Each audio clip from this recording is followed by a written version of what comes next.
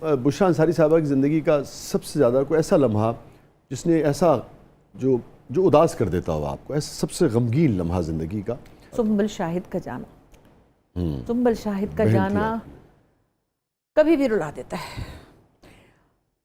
بس سنبل شاہد کا جانا، بہن بھائی چلے جاتے ہیں اور مگر اس کا بچہ چلا گیا، اس کے لیے وہ تو زندہ ہی نہیں تھی سمجھے. وہ اسی لیے 40 سال کا بچہ کسی کا چلا جائے تو وہ ماں تھوڑی زندہ تھوڑی ہوتی ہے، پھر رہی تھی مگر زندہ نہیں تھی.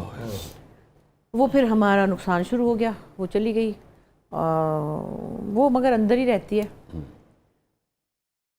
وہ بہن نہیں بھولتی، بھول نہیں سکتے، وہ درد بھی کم نہیں ہوتا، پتہ نہیں کیوں نہیں ہوتا. 3 سال ہونے والے ہیں، کسی وقت بھی آپ نام لے لیں سنبل شاہد نہیں بھولتی. کوئی ایسا خواب، کوئی ایسی چیز جو حسرت رہ گئی کہ اب میں لے سکتی ہوں، کر سکتی ہوں، مگر اب اس وقت نہیں ملی جب اس میں بہت پریکٹیکل عورت ہوں، مجھے کوئی شوق نہیں کہ میں بہت بڑا والا جہاز لے لوں، نہیں ہے. جب خواب بڑا دیکھیں گے تو آپ پریشان ہوں گے. میں وہی خواب دیکھتی ہوں جو مجھے چاہیے. مجھے اچھے کپڑے، مجھے جوتی کے ساتھ جوڑا بنانے کی بڑی بیماری ہے، وہ میں بنا لیتی ہوں. میچ کیا ہوا یہ بھی بڑا میچ کیا ہوا. بات تو کر دیں، تو پروگرام تھا پورا، یہ ارادہ ہے اور اس کی تکمیل ہو جائے تو کم بات ہے. یہ بڑی ہمارے لیے آنر ہے میچنگ والا پورا. بھائی میری عادت ہے، آپ کو پتہ نہیں، خواتین سے پوچھیں، آپ کے رشتہ داروں کو پتہ ہوگا، میری یہ پرانی عادت ہے. پہلے جوتا لیتی ہوں، اس کے ساتھ کا پھر کام کرواتی ہوں. پہلے جوتا لیتی ہوں اس کے بعد. کوئی ایسی چیز، کوئی ایسا واقعہ جو زندگی میں آپ خواہش ہو یار یہ ڈیلیٹ ہو جائے، تکلیف دیتا رہتا ہو؟ ویسے تو بہت کچھ ڈیلیٹ کر دیا، کھٹ کھس مانو سب کچھ. وہ جملہ، وہ تعریف کا وہ پریزنگ جس نے بشرا انصاری جیسے آرٹسٹ کو بھی نہال کر دیا ہوگا، ایسی بات کسی ضیاء آرٹسٹ نے؟ محی الدین صاحب میری تعریف،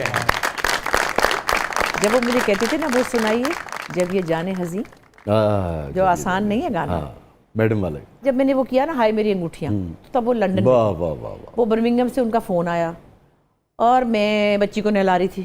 مجھے کیا پتا کون ہے، میں نے اٹھا لیا. انہوں نے کہا میں ضیاء بول رہا ہوں. ضیاء؟ میں نے کہا جی کون؟ کہ ضیاء محی الدین. میں نے کہا ضیاء صاحب. تو میں نے کہا میرے ہاتھ میں بچی، میں اس کو شیمپو کرتی. اچھا میں بعد میں کرتا ہوں. پھر بعد میں آپ کی بچی بھی ہے؟ میں نے کہا جی دوسری ہے، یہ بہت کم سنی میں شادی ہو گئی. میں نے کہا جی میں بی اے پاس ہو گئی تھی تو میری باری آ گئی تھی تو پھر ہو ہی گئی.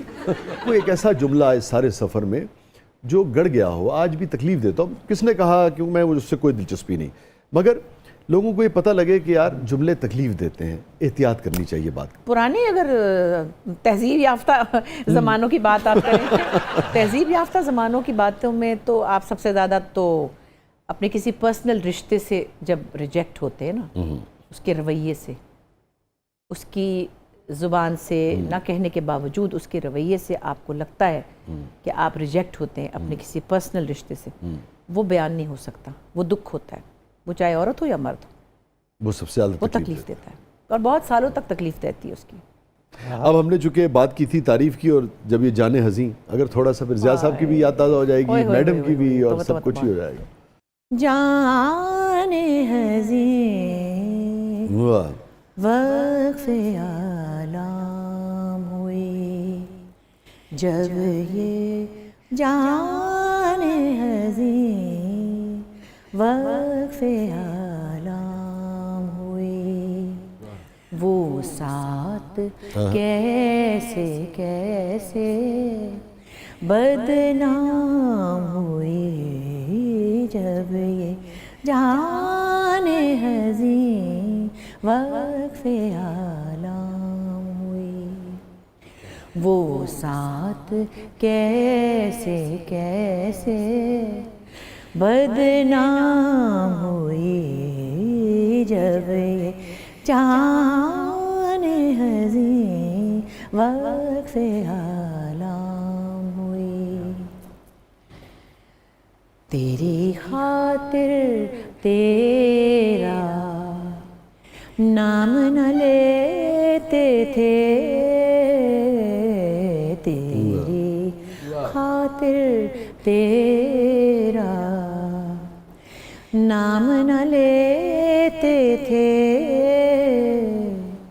لیکن چپ کی بات بہت بدنام ہوئی، جب یہ جانے ہزیں وقف ब्यूटीफुल। बस मुश्किल है। उस्ताद नदर साहब, उस्ताद नदर साहब, ये मैं तो बेरियाजी।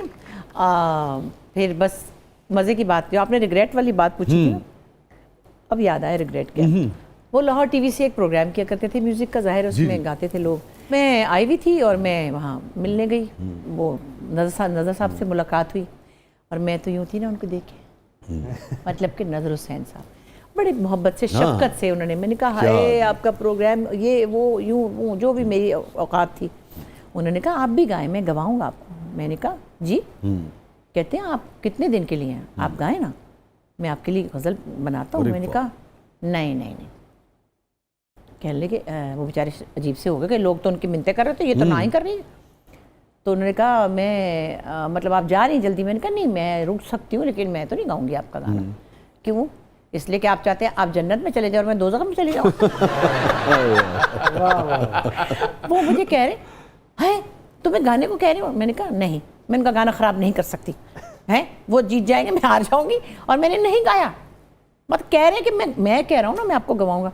मैंने कहा नहीं सॉरी, मुझे अच्छे गाने की तमीज़ बहुत ज़्यादा है, गाना नहीं आता मुझे, मैं नहीं गा रही। और मैं अब सोचती हूँ हाय अल्लाह मैं गा ही लेती। नज़र साहब को तो मैंने जवाब ही दे दिया, इस बात का गिल्ट है मुझे। रिग्रेट।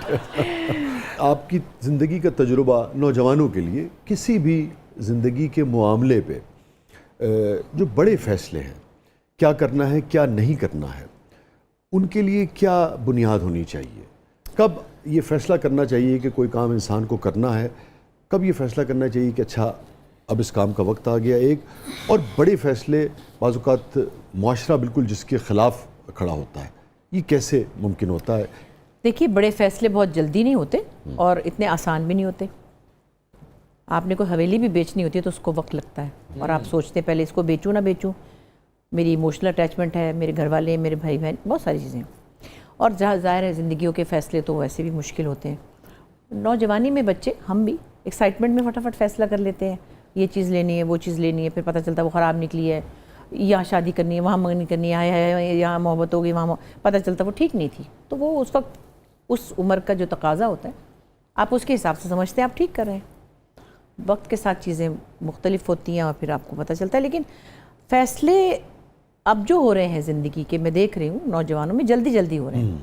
मैं ये भी नहीं कह सकती। अब आप क्या समझती हैं उम्र के इस हिस्से में एक भरपूर ज़िंदगी गुजारने के बाद कि कितना वक्त लेना चाहिए किसी भी फ़ैसले तक पहुँचने के लिए? देखिए मैं यही कहती हूँ कि मैं अभी इस सिचुएशन में कोई हतमी फ़ैसला नहीं दे सकती। ठीक है, इसका कोई हार्ड एंड फास्ट रूल नहीं है। मेरी अपनी बेटी की जैसे कि शादी ख़त्म हुई तो मैं उसको ये नहीं कह सकती कि बेचे तुम मेरी तरह 36 साल गुजारा करो, क्योंकि वो भी एक मिसाल है जिसको कि बच्चों को आप ये भी नहीं कह सकते कि फ़ौरन छोड़ दो। कुछ वक्त तो हर रिश्ते को देना होता है ना। आप कहते हैं आहिस्ता आहिस्ता एडजस्टमेंट हो जाएगी, सभी लोग कहते हैं।